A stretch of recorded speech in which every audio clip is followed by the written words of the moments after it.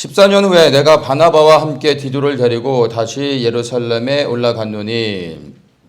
이제 바울이 이야기합니다. 14년이 지난 후에 다시 한번 예루살렘에 올라갔다. 이렇게 말씀을 시작하고 있습니다. 14년 만에 예루살렘에 다시 올라갔다 하고 있는데 1절에 보면은 바울이 다메섹에서 예수님을 만나고 난 후에 3년간의 아라비아에서 홀로 있는 시간을 갖습니다. 그리고 예루살렘에 와 베드로를 만나고 그 이후에 14년 동안 복음을 전파하는 일에 매진하였던 것을 알 수 있습니다. 그리고 그렇게 14년의 사역들을 하고 난 후에 이제 다시 예루살렘으로 올라갔다, 이 얘기를 하고 있는 것입니다. 근데 그가 예루살렘에 올라간 이유에 대해서 그 이야기를 하죠. 2절에 보면 계시를 인하여 올라가, 이렇게 말합니다.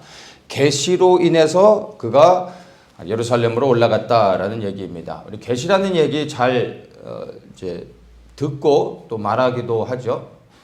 계시는 원어적 의미로 보면은 진리가 드러나는 것을 우리는 계시라고 말을 합니다. 그래서 하나님의 말씀이 우리에게 비춰지고 깨달아 알아지게 될 때 우리는 그것이 계시가 임했다, 이렇게 말할 수 있는 것입니다. 하나님의 말씀이 진리고 생명이며, 그리고 하나님의 모든 말씀이 그래서 계시가 되는 것입니다. 성경 66권 전체가 하나님의 계시고, 그리고 이 시대를 살아가는 우리에게 있어 우리에게 필요한 모든 계시는 이미 하나님의 말씀 안에, 성경 66권 안에 다 담겨져 있다는 것을 우리가 분명히 기억을 해야 할 것입니다. 그래서 성령께서 말씀을 통하여 하나님의 뜻을 깨닫게 하실 때 우리는 계시가 임했다라고 말할 수 있는 것입니다. 그래서 우리가 잘 알아야 되는 게 뭐냐면, 오늘날에도 여전히 계시를 받는 사람들이 있습니다. 여러분, 새로운 계시는 없습니다. 혹시 계시를 받았다는 사람이 있을 때 그 사람이 받은 계시를 따라가다가는 미혹되게 되는 것입니다. 모든 계시는 이미 기록된 말씀 가운데 있다는 것을 기억하시고, 여러분, 새로운 계시를 찾거나 그리고 새로운 계시를 쫓아가지 마시기를 당부를 드립니다. 그렇다면 바울이 받은 계시는 무엇일까요? 그가 계시를 받아 올라갔다라고 말하고 있는데, 그가 받은 계시는 뭐냐 하면 각 사람을 향한 성령의 그 인도하심이 있습니다. 그래서 특별히 그 사람을 향하여 주님께서 어떠한 말씀을 드러나게 하시고 말씀을 통하여 그에게 깨닫게 하셔서 하나님의 뜻을 행하게 하십니다. 그것 또한 우리가 계시라고 말할 수 있습니다. 이 계시는 모든 사람들에게 보편적으로 적용되어지는 계시가 아니라 그 사람에게 특별히 임하시는, 개인에게 역사하시는 하나님의 간섭하심 그리고 인도하심이라고 이해를 하면 됩니다. 그래서 그 개인에게 임하는 계시가 보편적으로 모든 교회에게, 모든 시대에게 적용되는 것처럼 사람들을 속여서도 안 되지만 그런 것을 따라가는 것 또한 우리가 잘 분별해야 되는 것입니다. 그래서 바울이 어떻게 계시를 받았는지 모르지만 성령의 감동 가운데 예루살렘으로 다시 올라가야 된다는 것을 그가 깨달았고 그 말씀에 순종했던 것을 알 수 있는 것입니다. 그래서 바울이 스스로 원해서 예루살렘에 올라간 것이 아니라 성령께서 그를 계시를 통하여 하나님의 뜻을 알게 하시고 보내셨을 때 그가 순종함으로 갔다는 것을 우리가 이해해야 할 것입니다. 그러면 바울이 계시로 인하여 예루살렘에 올라갔는데 예루살렘에 가서 무엇을 했을까요? 그래서 보면은 2절에 내가 이방 가운데서 전파하는 복음을 저희에게 제출하되 그가 전파한 복음을 설명했다라고 말하죠. 그리고 유명한 자들에게 사사려 한 것은 내가 다름질하는 것이나 다름질한 것이 헛되지 않게 하려 함이라, 이렇게 말합니다. 예루살렘 교회에 올라갔던 이유는 다름 아닌 헛되지 않게 하려고 올라간 것입니다. 무엇을 헛되지 않게 하기 위해서 올라갔을까요? 바로 그가 전파하고 있는 복음이 헛되지 않게 하기 위해서 예루살렘 교회로 올라가 사도들을 만났다, 이 말을 하고 있는 것입니다. 그래서 지난 14년 동안 그가 이방인의 전도자로서 그가 전했던 복음을 설명하고 어떠한 복음을 전했는지를 전하고 그리고 그의 사역을 소개하기 위해 자세히 설명하기 위해 예루살렘 교회로 올라갔던 것입니다.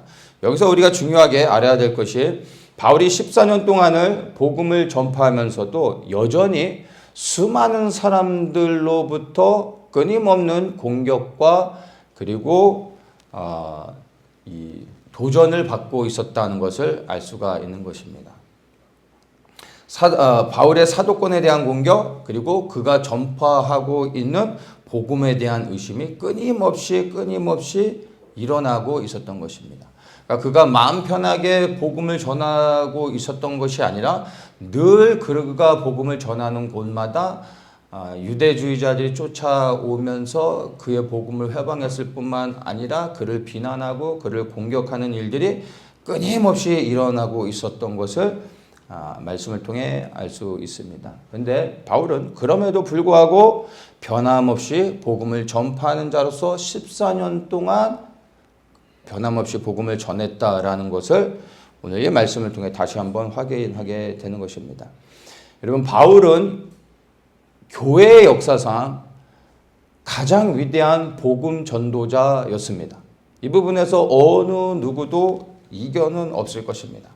근데 그가 교회 역사에서 가장 위대한 복음 전도자가 될 수 있었던 것이 좋은 환경 그리고 그에 대한 아낌없는 지원 이런 것들이 있어서 그가 위대한 복음 전도자가 될 수 있었던 것이 아니라는 것입니다. 오히려 반대로 엄청난 고난과 핍박이 끊임없이 일어났음에도 불구하고 그러한 환경 가운데서 위대한 복음의 전도자가 됐다라는 것을 다시 한번 우리가 기억할 필요가 있다는 것입니다.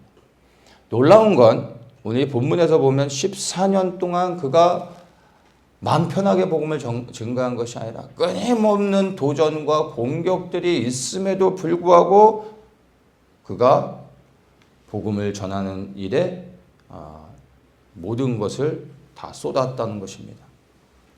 근데 사실 복음을 전하기 위해 14년 동안 수고한 게 아니라 오늘 본문에서 14년 동안 그렇게 해왔다라는 걸 말하고 있을 뿐이지 바울은 일평생 복음을 전하는 그 일에 모든 걸 걸었던 사람임을 알고 있습니다. 이 바울의 14년의 시간을 우리에게 한번 적용해 보면 좋을 것 같습니다. 여러분은 복음을 위해 몇 년을 고난을 당해 보셨습니까? 고난을 당하는 가운데서도 끊임없이 복음을 증거하고 복음을 위해 사는 것에 여러분의 삶을 헌신해 하고 계십니까? 아니면 여러분이 만약 바울과 같은 고난을 당한다면 이러한 고난 가운데도 여전히 변함없이 그리스도의 복음을 붙잡고 나아가실 수 있겠습니까? 여러분은 몇 년을 버티실 수 있겠습니까? 우리는 복음이 나를 위하여 고난을 당하고 나는 복음으로 인하여 축복을 받기를 원하고 있습니다. 그렇지 않습니까? 그래서 교회 안에서 많은 사람들이 동일한 질문이 뭡니까? 예수 믿는데 왜 고난이 옵니까? 예수 믿는데 왜 축복을 안 주십니까? 예수 믿는데 왜 건강에 문제가 생깁니까? 예수 믿는데 왜 문제가 해결이 안 됩니까? 이런 질문들을 하게 됩니다. 너무나 안타깝죠. 복음을 전혀 모르는 사람들인 것입니다. 우리가 살아가고 있는 이 시대는 복음을 위하여 고난당하지 않고서는 여러분 결코 믿음을 지킬 수 없는 시대라는 것을 분명히 여러분들이 아셔야 됩니다. 아니 오히려 복음으로 인하여 고난을 받으며 우리의 믿음을 증명해야 될 때인 것입니다. 그리고 복음을 위하여 받는 고난은 우리가 생각하는 것보다 훨씬 더 클 수도 있다는 것을 기억하셔야 됩니다. 내가 복음의 가치를 결정하는 그 기준에 따라 우리의 믿음이 동일하게 반응하게 됩니다. 나의 믿음은 내가 정한 복음의 기준에 그 가치에 절대로 그거보다 넘어서지 않습니다. 내가 정한 복음의 가치가 내 믿음의 한계인 것입니다. 여러분에게 있어서 복음의 가치는 무엇입니까? 복음의 가치는 어느 선에 결정되어져 있습니까? 여러분, 복음이 여러분에게 모든 것이 되게 해야 됩니다. 그래야 여러분의 믿음이 복음을 위하여 생명을 드릴 수 있습니다. 생명을 드리지 않고서는 영생을 얻을 수 없다는 것을 분명히 기억하셔야 됩니다. 영원한 생명은 얻고 싶어 하는데 주님 앞에 생명은 드리지 않는 사람들.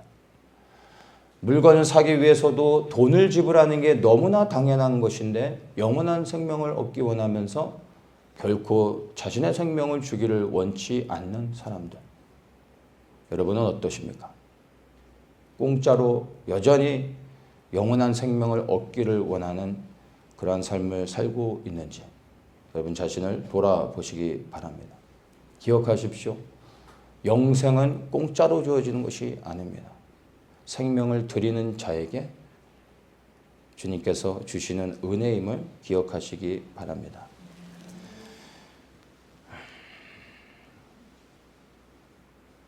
바울이 예루살렘에 올라가서 자신이 전한 복음과 그의 사역을 설명한 이유가 있습니다. 2절의 마지막에 헛되지 않게 하려 함이라. 이 부분을 다시 한번 기억할 필요가 있죠. 내가 전파한 그 복음이 헛되지 않게 하기 위해서, 내가 전파한 그리스도의 복음이 사라지지 않게 하기 위해서 예루살렘에 올라갔다는 것입니다. 구차하게 나의 어떠한 상황을 설명하고 내가 위로를 받고 내가 인정을 받으려고 올라가 설명했던 것이 아니라 억울한 오해를 풀고 사람들의 인정을 받고 자기 자신을 증명하려고 예루살렘에 올라가 그의 사역을 설명했었던 것이 아니라 오직 복음을 위하여 자신의 사역을 설명했다라는 것입니다. 무엇을 위하여? 복음을 위하여. 그가 전파했던 복음을 위하여.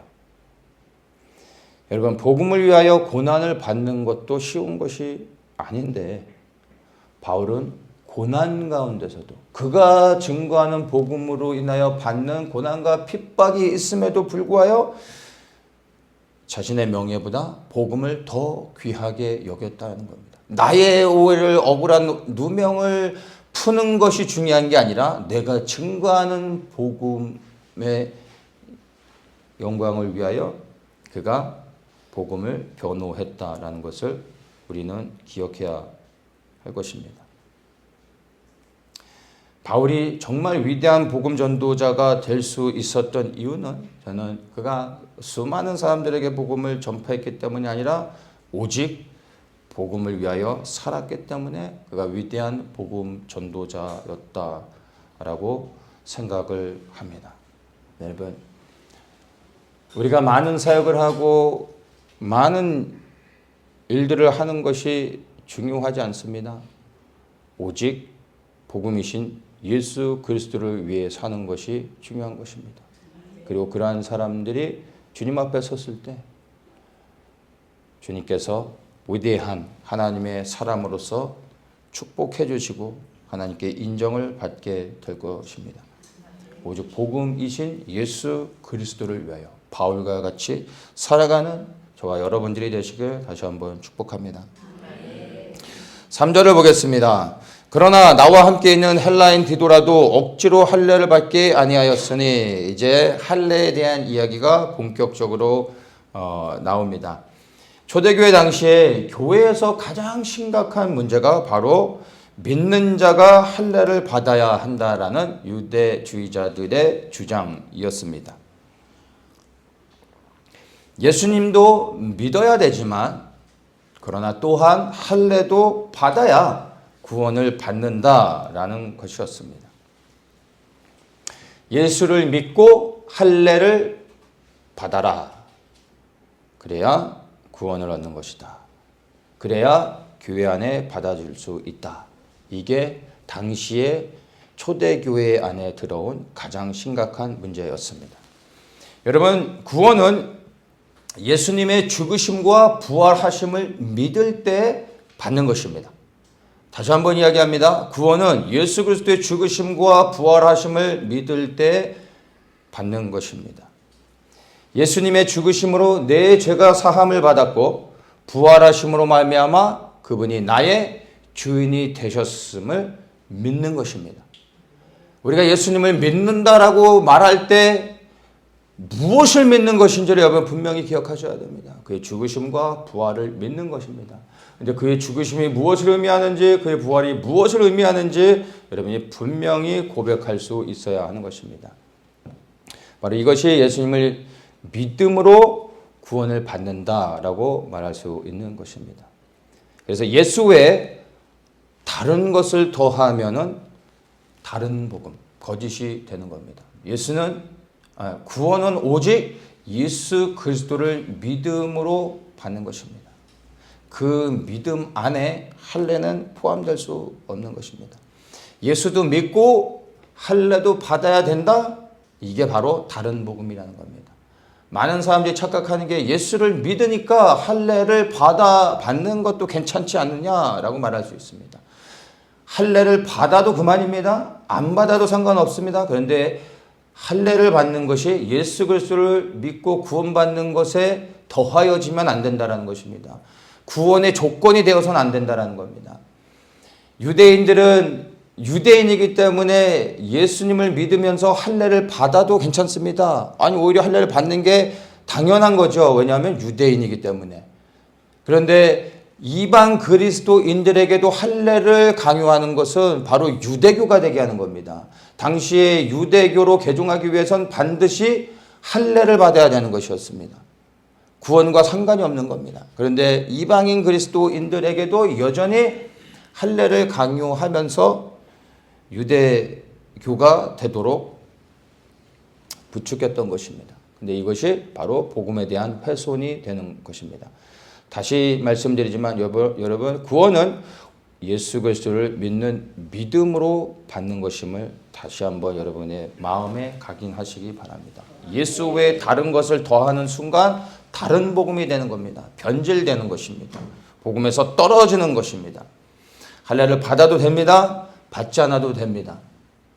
그러나 구원의 조건으로 할례를 붙이는 순간 그것은 복음이 아니라는 것을 기억해야 됩니다. 할례는 하나님께서 아브라함과 언약하시고 언약의 증거로서 하나의 표징으로 이스라엘 백성들에게 주신 겁니다. 그래서 할례 자체가 어떤 의미가 있거나 능력이 있는 것이 전혀 아닙니다. 그런데 할례를 통하여 하나님의 언약을 기억하게 함으로 그리고 하나님의 언약 백성으로 살아갈 수 있도록 하시는 표적이 된 것인데 유대인들은 시간이 지나면서 어떻게 됩니까? 외적 할례를 통하여 민족적 우월감을 가지고 할례 자체의 의미를 부여하게 됩니다. 그래서 이방인들을 향하여 항상 말하는 것이 저 할례 받지 못한 개만도 못한 사람들 이렇게 이야기를 하죠. 그런데 이러한 유대주의자들의 전통이 교회에 들어오면서 할례가 구원의 조건으로 포함이 되어졌던 것입니다. 다른 복음이 되었습니다. 이것이 초대교회 안에 들어온 가장 큰 그리고 가장 위험한 미혹이 되었습니다. 그런데 여러분 이것이 초대교회 상황뿐만이 아니라 마지막 시대 교회 안에서 동일하게 일어나고 있다는 것을 여러분들이 분별하시기 바랍니다. 마지막 때 주님의 은혜로 각 사람에게 이스라엘을 열어주시고 이스라엘 향한 아버지의 뜻을 알게 하시고 그리스도께서 다시 오셔서 통치할 그 회복되어져야 될 이스라엘을 품고 기도하게 해주셨습니다. 그래서 많은 사람들이 시대를 분별하며 이스라엘을 품고 기도합니다. 그런데 거기까지는 좋은데 이스라엘을 위하여 또 유대인들의 구원을 위하여 기도하는 많은 사람들 가운데 그리스도를 벗어나 이 초대교회에 일어났던 동일한 문제처럼 이제 유대주의화 되어지는 유대주의의 미혹에 빠져 가고 있는 사람들이 너무나 많다는 것입니다. 그래서 유대의 전통을 따라서 율법으로 다시 돌아가고 있는 수많은 사람들.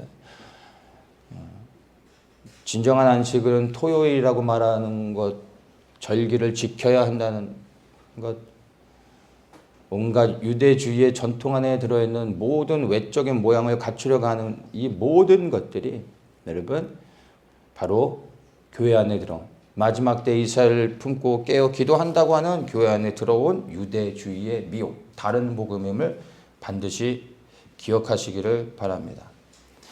율법은 우리를 자유케 하는 것이 아니라 우리를 억압하여 다시 죄의 노예로 떨어지게 만드는 것임을 기억하십시오. 할례 자체가 여러분 율법임을 기억하셔야 됩니다.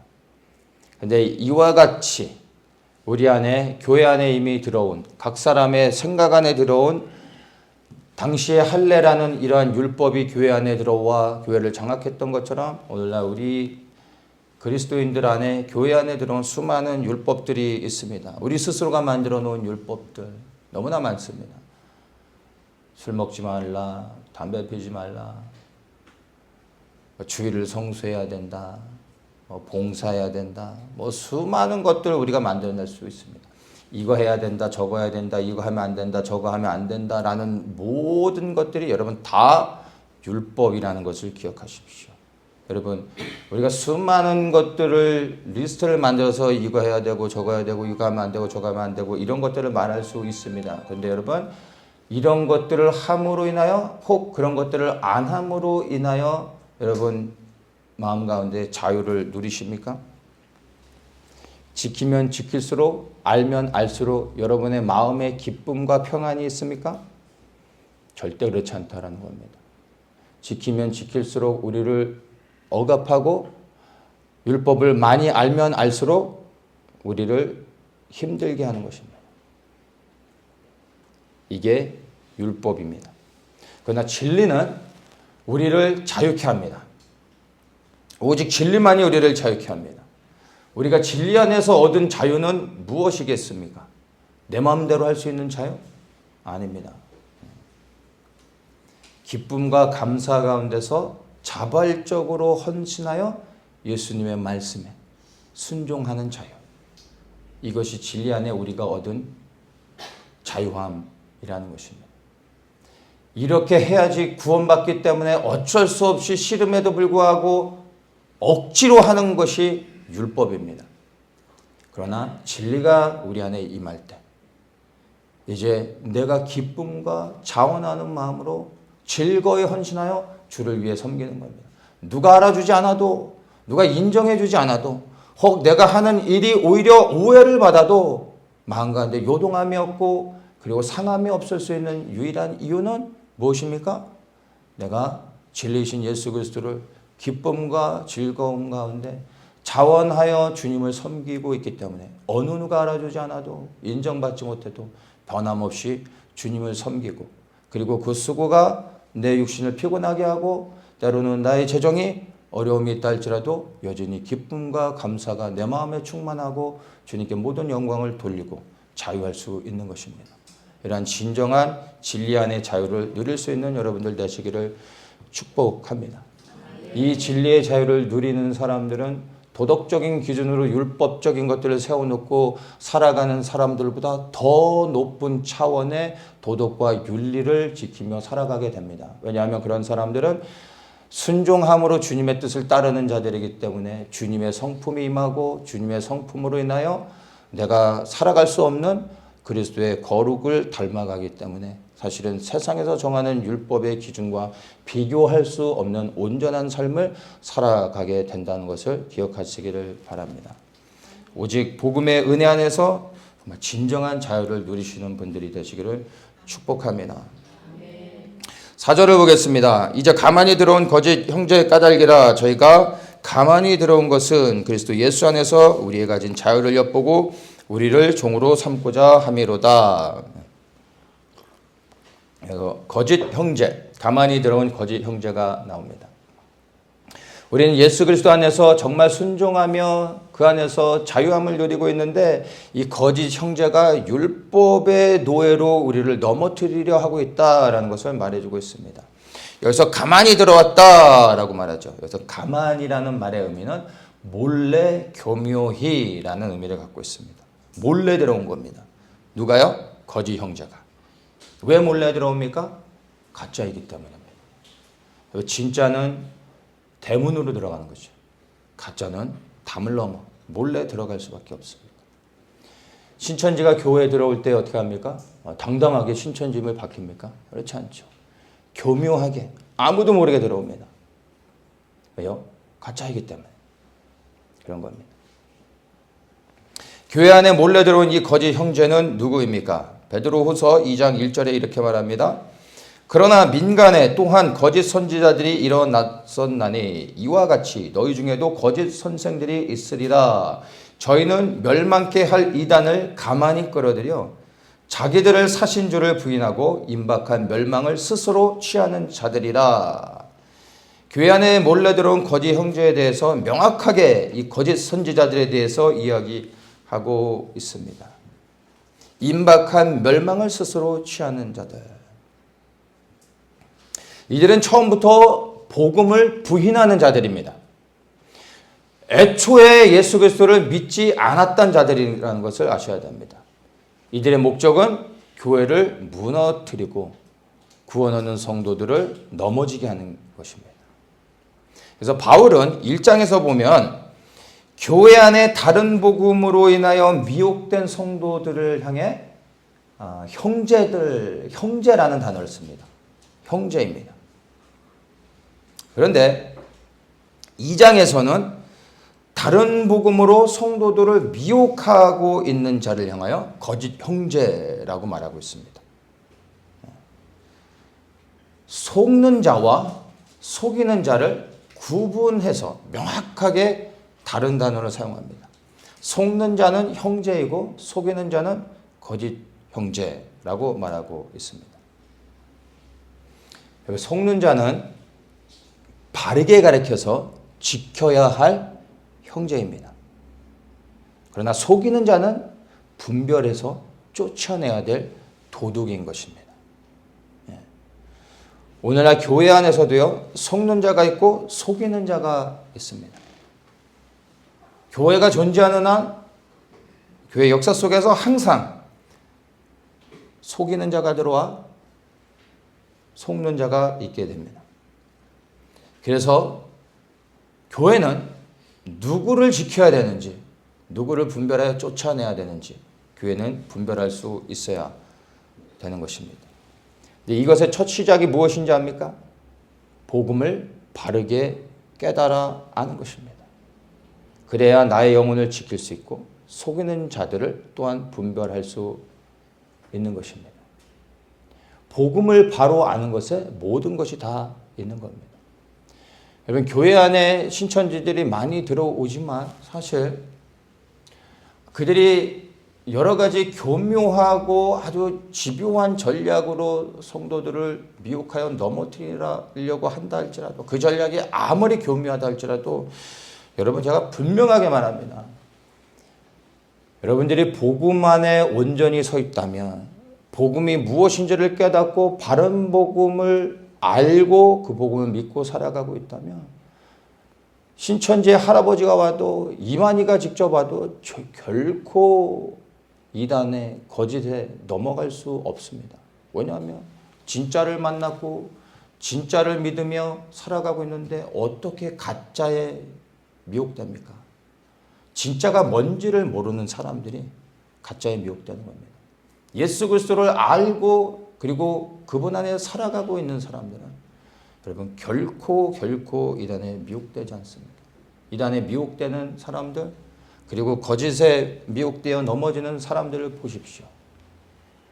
다 진리를 모르는 사람들입니다. 진리를 찾지만 아직 진리를 알지 못하는 자들이 넘어가는 것입니다. 자, 여러분, 바른 복음을 깨닫는 게 너무나 중요합니다. 복음이신 예수님을 더 깊이 알고 예수님을 더 사랑하는 것에 여러분들의 시간과 에너지를 그리고 여러분의 그 기도를 더욱더 쌓치기를 예수님의 이름으로 축복합니다. 5절에 우리가 일시라도 복종치 아니하였으니 이는 복음의 진리로 너희 가운데 항상 있게 하려 함이라. 바울이 어떻게 했는지를 이 다른 복음에 대하여 어떻게 반응했는지를 말해줍니다. 일시라도 복종치 아니하였다. 단 한순간이라도 이 다른 복음에 대하여 내가 문을 열지 않았다. 타협하지 않았다라는 것입니다. 근데 여러분, 당시의 교회 안에 이 할례의 논쟁은 단순한 그냥 이야기거리가 아니라 한마디로 얘기해서 교회의 유행이었고 대세였습니다. 모든 교회들이 예수 그리스도를 믿고 또한 할례를 받는 게 교회의 흐름이었습니다. 그런데 이러한 흐름 가운데 바울이 나서서 예수 그리스도를 믿는 믿음으로 구원을 받는 것이다. 할례를 받는 것으로 구원을 받을 수 없다라고 말을 했다는 겁니다. 모든 사람들이 예수님을 믿으며 할례를 받고 있는데 바울이 나서서 아니다 라고 말했다는 겁니다. 이해되시겠습니까? 우리도 이 말씀에 대해 지식적으로는 동의를 할 수 있지만 여러분, 교회 안에 거의 대부분의 사람들이 예수도 믿고 할례도 받아야 된다라고 말하고 주장하고 그렇게 하고 있는 가운데서 여러분들은 바울과 같이 단호하게 아니다, 오직 예수 그리스도를 믿음으로 구원을 받는 거다 라고 말하실 수 있겠냔 말입니다. 그리고 그것에 대하여 책임을 져야 되는 상황이 온다면 과연 여러분들은 어떻게 하실 수 있습니까? 결코 쉽지 않다는 겁니다. 바울이 어떠한 상황 가운데서 복음을 지키고 있었는지를 기억할 필요가 있습니다. 그런데 바울은 단호했습니다. 잠시 한순간이라도 복음을 타협하지 않았다는 것입니다. 여러분, 진리를 지키는 유일한 방법은 여러분 딱 하나입니다. 물러서지 않고 싸우는 겁니다. 이거 외에 다른 방법 없습니다. 타협하면 안 됩니다. 양보하는 거 아닙니다. 다른 건 양보하십시오. 줄 서는 것도 양보하시고 먹는 것도 좀 양보하시고 여러분의 의견도 좀 양보하십시오. 그런데 절대 양보하면 안 되는 게 있습니다. 진리에 대해서 여러분 단호하게 행동하셔야 돼요. 절대 양보하면 안 돼요. 다른 복음을 용납해서는 안 되는 것입니다. 싸워야 하는 것입니다. 왜냐하면 이것은 생명과 연결되어 있는 거기 때문에 우리의 영원한 생명과 관련된 것이기 때문에 결코 용납할 수 있는 게 아닙니다. 내가 한 발만 물러서야지 하는 순간 여러분 문은 열려지게 되는 것이고 그 한 발로 인하여 진리는 왜곡되고 왜곡된 진리 가운데 나는 변질됩니다. 그리고 이제 다른 복음이 나에게 편안해지게 됩니다. 그리고 영혼을 잃어버리게 되는 것입니다. 진리를 지킬 수 있는 유일한 길은 바울이 이야기했던 것처럼 일시라도 복종치 아니하고 대세가 무엇이든 흐름이 무엇이든 상관없이 진리를 변호하고 진리를 지키는 것에 모든 것을 거는 것입니다. 그렇게 복음의 진리를 지키시는 분들 되시길 축복합니다. 여러분들에게 복음은 무엇입니까? 지식입니까? 아니면 여러분에게 복음은 성공입니까? 행복이나 건강 아니면 명예입니까? 아니면 복음이 여러분에게 진리이십니까? 여러분에게 복음은 무엇입니까? 무엇으로 여러분은 복음을 붙잡고 있습니까? 구약의 의미로서 진리는 변치 않는 하나님의 완전하신 성품을 의미합니다. 그래서 진리는 하나님의 하나님 되심을 가장 명확하게 설명해 주는 단어이기도 합니다. 그래서 하나님이 곧 진리라고 말할 수 있습니다. 왜냐하면 진리이신 분은 온 세상에 유일하게 하나님 한 분밖에 없습니다. 그 진리신 하나님만이 영원불변하시고 성실하시고 충성스러우시고 꾸준하다는 겁니다. 그래서 진리가 곧 하나님이신 겁니다. 그런데 신약에서는 말씀이 육신이 되어 이 땅에 오신 예수 그리스도를 진리라고 그렇게 말하고 있습니다. 그리고 예수님께서는 진리에 대해서 설명하시기를 성령을 진리의 성령 이러한 단어로 성령님을 묘사하셨습니다. 그래서 진리의 성령이 그리스도를 증거하고 생명으로 인도한다. 하나님께로 인도한다라는 것을 말씀하십니다. 성령이 진리이시고 예수님이 진리이시고 하나님이 진리이십니다. 이 땅에 유일하시게 진리이신 분은 성부, 성자, 성령 하나님 한 분밖에 없음을 우리는 말씀을 통하여 분명하게 알 수 있습니다.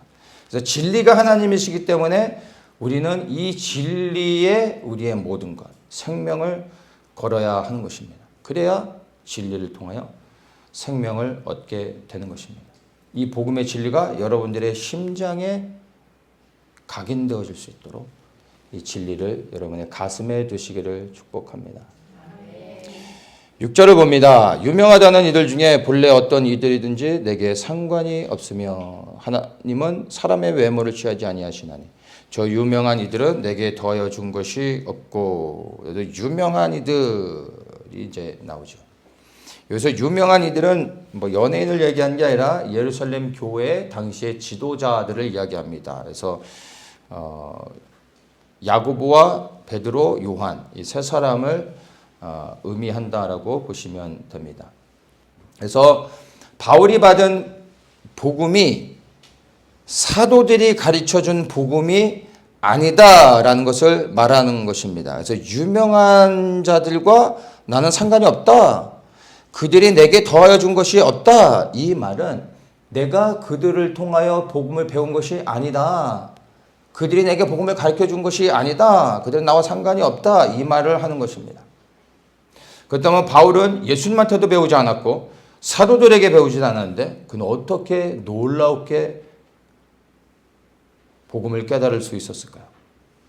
바울만큼 복음을 명쾌하게 설명해 주는 인물이 어디에 있습니까? 그가 복음을 깨달을 수 있었던 이유. 첫 번째, 바울은 구약에 능통한 자였습니다. 두 번째, 예수님께서 친히 그를 찾아오셔서 메시아 되심을 계시하여 보여주셨습니다. 그래야 예수님을 만났습니다. 세 번째, 성령의 충만함을 받았습니다. 이 세 가지가 그가 복음을 깨달을 수 있었던 이유입니다. 진리의 성령께서 오셔서 바울의 눈을 열어주심으로 구약의 계시가 그가 연구했던 모든 구약의 말씀들이 곧 메시아 예수 그리스도에 대한 것이구나. 이 구약의 모든 말씀이 메시아 예수님이셨구나 라는 것을 깨닫게 해주셨습니다. 그리하여 그가 복음을 담대히 전할 수 있게 되었던 것입니다. 예수님을 만나고 성령의 충만함을 받게 되면 그 다음에 복음은 깨달아지고 계시가 열리게 되는 것입니다. 여러분 정말 바울과 같이 주의 은혜 안에서 눈이 열려 하나님의 말씀의 계시가 열려지기를 원한다면 여러분 성령의 충만함을 받으시길 바랍니다. 성령께서 여러분의 눈을 열어주실 것이고 성령이 친히 하나님의 말씀들을 깨달을 수 있는 계시의 영으로 임하여 주시고 그리고 그것이 깨달아질 때 바울과 같이 우리는 반응하며 나아갈 수 있는 것입니다. 그 어느 때보다 정말 우리에게 새로운 계시가 아니라 말씀 속에 이미 담겨져 있는 하나님의 모든 뜻들이 이제 성령의 조명하신 가운데 우리 각 사람의 눈에 풀어져야 될 때가 되었습니다. 그렇지 않습니까?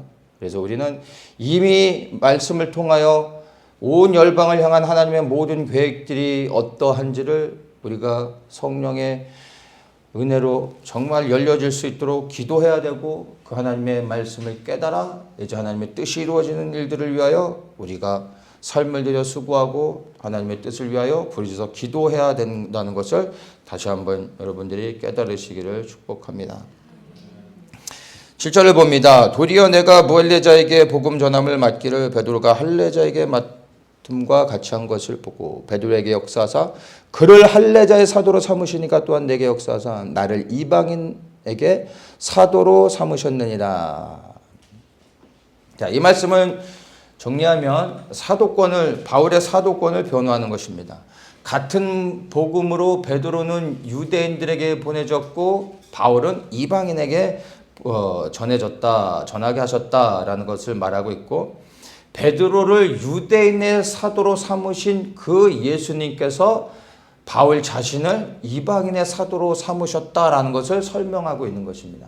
그래서 베드로의 사도권에 대해서 논쟁하거나 시비를 거는 사람은 아무도 없죠. 근데 베드로를 사도로 삼으신 그분이 나를 이방인의 사도로 삼았다.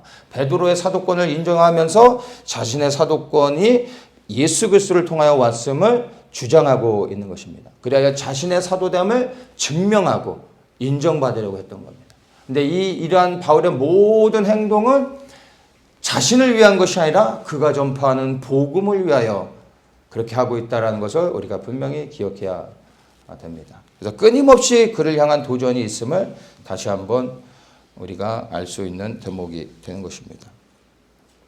9절에 이제 또 내게 주신 은혜를 알므로 기둥같이 여기는 야고보와 게바와 요한도 나와 바나바에게 교제의 악수를 했으니 이거는 역사 속에서 초대교회 역사를 보면 이제 예루살렘 공의회가 있었는데 그 당시에 공의회의 이제 의장이 예수님의 형제 야고보였습니다.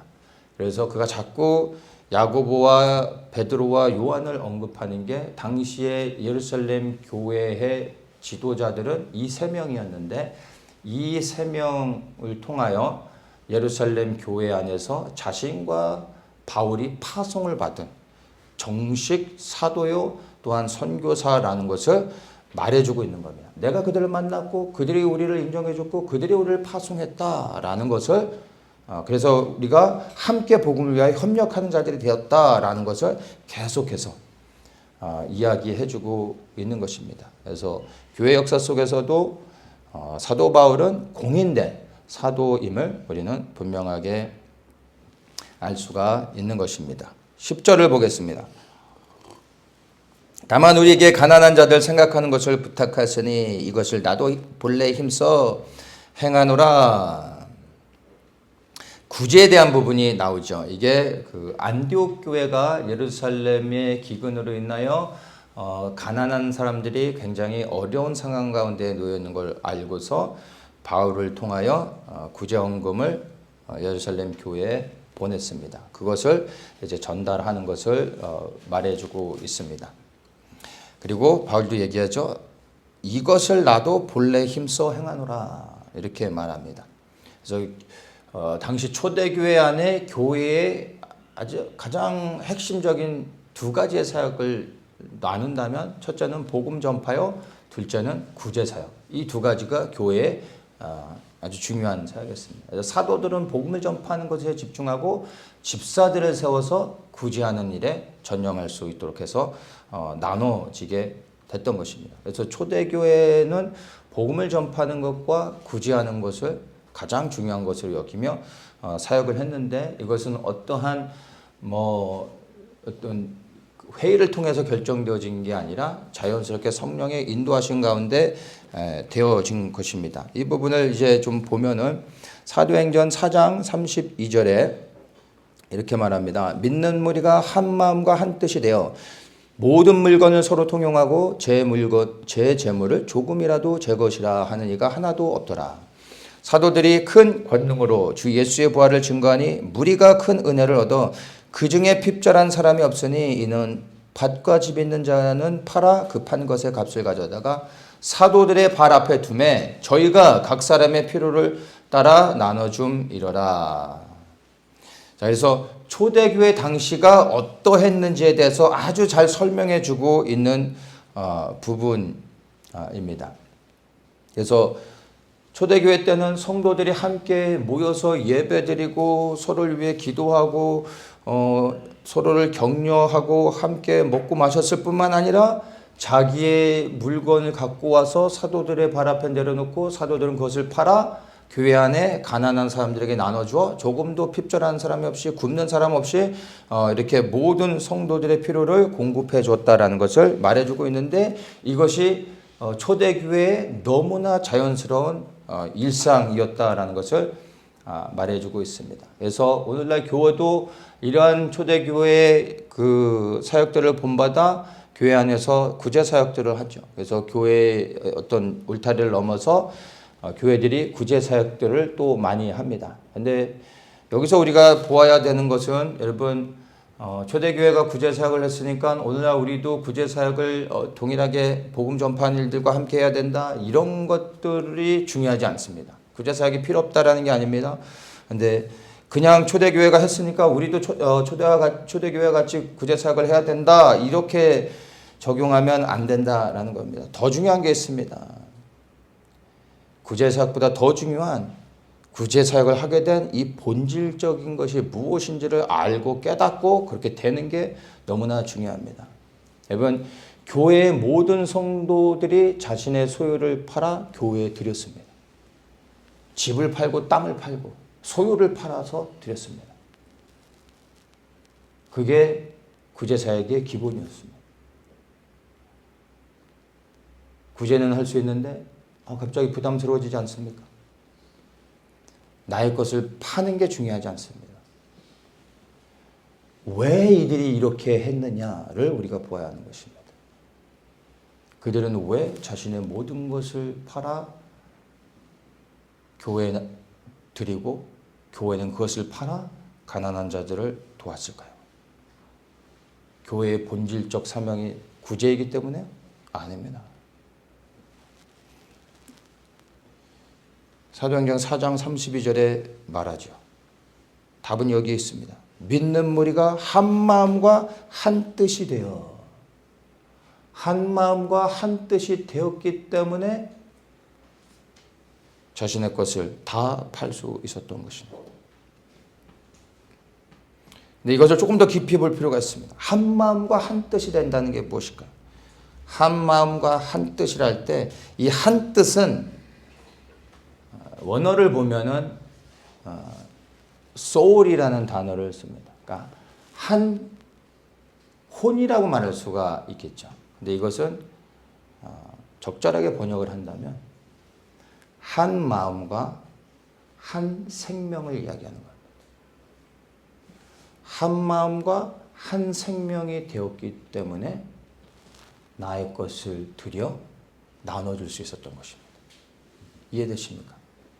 한 마음이 되어졌기 때문에 한 생명으로 여기고 한 생명이 되었기 때문에 나의 것을 드려도 아낌이 없었던 것입니다. 여러분 식사하러 나가면 밥을 사 먹잖아요. 여러분 스스로 밥을 사 먹으면서 내가 밥 사줬다라고 말합니까? 아니죠. 누군가에게 밥을 사주면 내가 밥을 사줬다라고 말합니다. 자신이 밥을 사 먹는 건 사줬다라고 말하지 않습니다. 왜요? 내 자신이니까.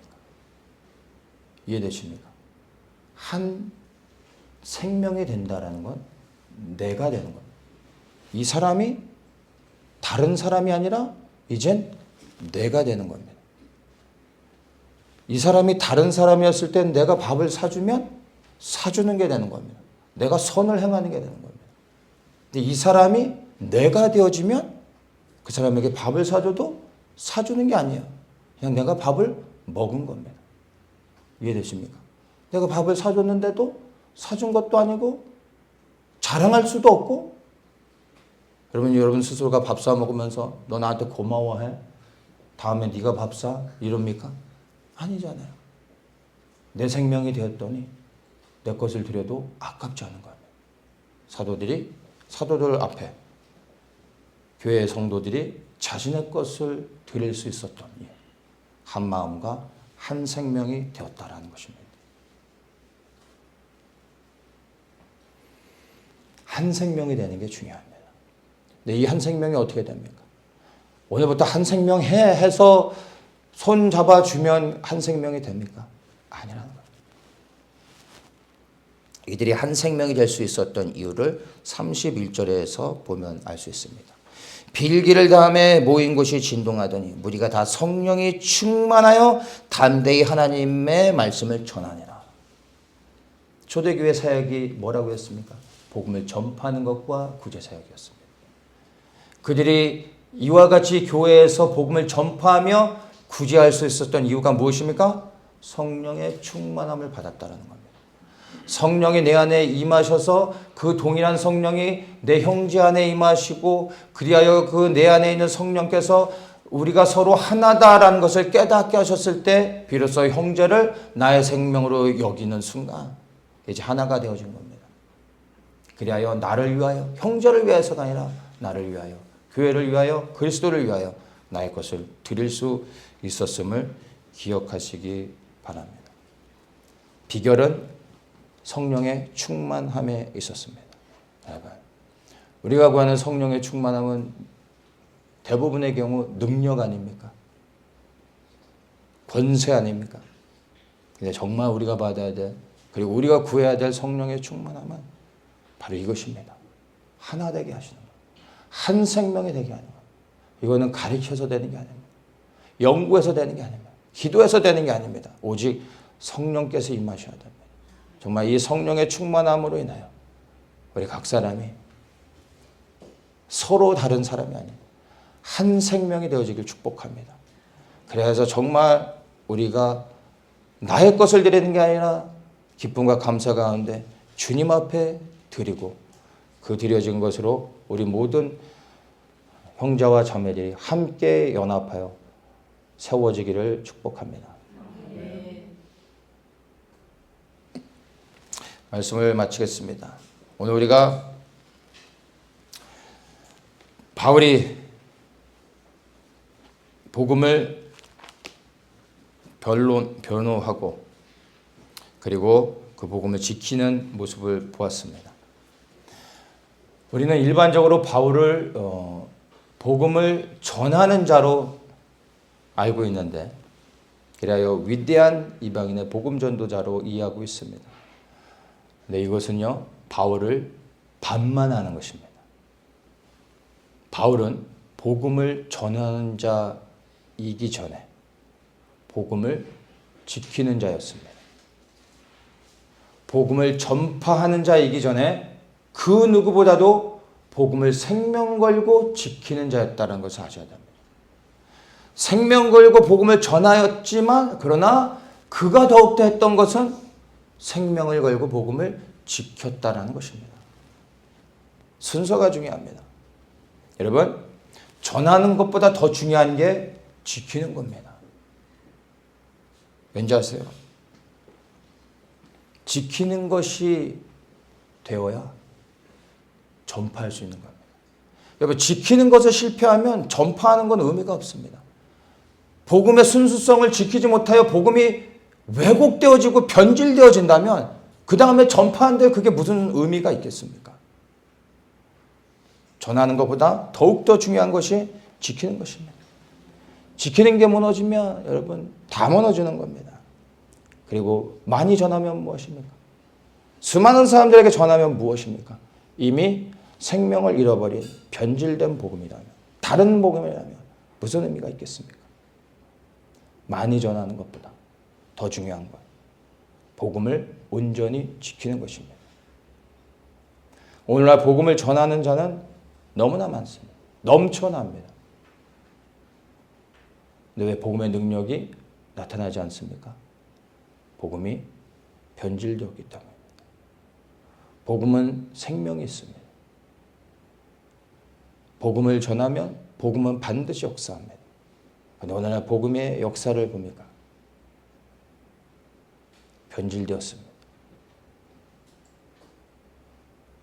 복음을 전하는 자는 많지만 복음을 지키는 자는 너무나 적은 시대입니다. 지키는 자가 적기 때문에 바른 복음을 전하는 자는 더욱더 적어지고 있습니다. 교회 안에 다른 복음이 들어와 수많은 다른 복음들이 이미 들어와 진짜 복음은 설 자리를 잃었습니다. 그리고 안타깝게 오늘날 교회 안에서 바른 복음을 전하기를 두려워하는 사람들이 너무나 많습니다. 그리고 오늘날 현대 교회 성도들은 다른 복음에 너무나 익숙해져 있어서 진짜 복음을 들으면 불편해합니다. 진짜 복음은 원래 우리를 불편하게 하는 겁니다. 기분 나쁘게 하는 겁니다. 다른 복음은 우리를 마음을 편안하게 해줍니다. 우리를 즐겁게 해줍니다. 우리를 위로해 줍니다. 오늘날 진짜 복음을 사람들은 싫어합니다. 너무 거칠고 독단적이고 위험하고 극단적이라고 사람들이 싫어합니다. 오늘날 교회를 장악한 다른 복음이 무엇입니까? 한마디로 번역, 성공, 예수 믿고 복 받았어요. 교회 안에서도 여전히 축복을 구하는 사람들이 넘쳐나지 않습니까? 여전히 예수를 믿음으로 한탕하고 그래서 성공하기를 원하는 사람들이 많지 않습니까? 여러분은 어떻습니까? 분명하게 얘기합니다. 여러분, 진짜 복음은 그런 게 아닙니다. 진짜 복음은 우리의 성공과 상관이 없습니다. 아니, 진짜 복음은 여러분, 우리의 행복과 상관이 없습니다. 예수 믿고 행복하시려고요? 예수 믿는 건 행복한 게 아닙니다. 예수 믿는 것은 여러분 축복받는 게 아닙니다. 예수 믿으면 성공합니까? 예수 그리스도를 믿는 것과 우리의 번영은 전혀 상관없습니다. 어쩌면 반대일 수도 있습니다. 진짜 복음이 무엇인지 압니까? 진짜 복음을 받은 사람의 반응이 무엇인지 압니까? 사도행전 20장 24절. 나의 달려갈 길과 주 예수께 받은 사명, 그 하나님의 은혜의 복음을 증거하는 일을 마치려 하며 나의 생명을 조금도 귀한 것으로 여기지 아니하노라. 사도 바울의 고백입니다. 진짜 복음을 받은 사람에게서만 나올 수 있는 고백입니다. 가짜 복음, 다른 복음을 들은 사람은 내가 이제 예수를 믿으니까 내가 복을 받고 예수를 믿으니까 이제 내가 행복하고 예수를 믿으니까 이제 내가 잘 돼야지 하고 기대하는 게 다른 복음을 들은 사람들의 반응입니다. 그러나 진짜 복음을 들은 사람은 이 바울과 같은 고백을 하게 됩니다. 어떤 고백이요? 나의 생명을 조금도 귀한 것으로 여기지 아니하노라. 여러분, 복음은 나를 위하지 않습니다. 복음은 나를 향하지 않습니다. 복음은 나를 위한 게 아닙니다. 복음은 오직 예수 그리스도를 위한 것입니다. 복음은 오직 예수님의 영광을 향하고 있습니다. 복음을 나와 연결시키려고 하지 마십시오. 복음에 내 삶을 맞춰야 하는 것입니다. 복음은 오직 그리스도를 향하며 오직 그리스도를 위한다는 것을 기억하십시오. 여러분이 정말 복음 앞에 올바르게 반응한다면 축복을 구하는 자가 아니라 이 땅에서 고난과 핍박을 받을지라도 오해를 받고 내가 예수를 믿는 것 때문에 실패하는 삶을 살고 행복하지 못한다 할지라도 공격과 수많은 비난들이 있다 할지라도 변함없이 나의 생명을 조금도 귀한 것으로 여기지 아니하며 하나님의 은혜의 복음을 증거하는 것에 모든 것을 걸게 되는 것입니다. 이것이 진정한 생명 있는 복음을 받은 자의 반응이며 우리가 고백해야 될 동일한 고백인 줄 믿습니다. 지금 우리가 믿고 있는 복음이 내가 믿고 있는 복음이 다른 복음인지 아니면 진짜 복음인지 여러분의 믿음을 여러분 스스로가 점검하시기를 바랍니다. 신약의 첫 번째로 쓰여진 책이 갈라디아서였다라는 것을 나눴습니다. 근데 갈라디아서는 보면 볼수록 여러분 이 갈라디아서는 복음을 설명하는 책이 아닙니다. 갈라디아서는 복음을 지키기 위해 쓰여진 책입니다. 신약에서 첫 번째로 쓰여진 책이 복음을 전파하기 위해 쓰여진 책이 아니라 복음을 지키기 위해 쓰여졌다라는 것은 우리에게 굉장히 중요한 것을 기억하게 하는 것입니다. 그래서 우리가 살아가는 이 시대에 갈라디아서가 주는 의미는 굉장히 큽니다. 여러분, 바울이 너무나 급한 마음에 첫 번째로 쓰여진 이 갈라디아서는 교회 안에서 무너져가고 있는 온전한 복음을 지키기 위해서 바울이 초조한 마음으로 이 갈라디아서를 썼던 것입니다. 지금이야말로 그 어느 때보다 교회 안에 들어온 다른 복음으로부터 참된 복음을 지켜야 할 때가 아니겠습니까? 그리고 이 일에 우리 모두가 함께 동참해야 되는 것입니다. 복음의 진리를 가슴에 담고 생명을 걸고 이 복음을 지키는 자들이 되시기를 축복합니다. 기도하겠습니다. 참 좋으신 주님 감사합니다. 우리가 알고 믿고 붙잡고 살았던 복음이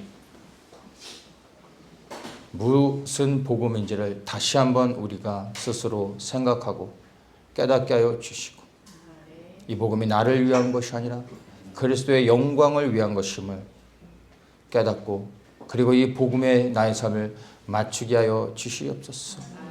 우리가 들어왔던 수많은 복음의 내용과 다르게 진정으로 성경이 말하는 복음이 무엇인지를 알게 하시고 그리고 참된 복음을 전파할 뿐만 아니라 무엇보다 더욱더 이 복음을 지키는 자들 되게 하여 주시옵소서.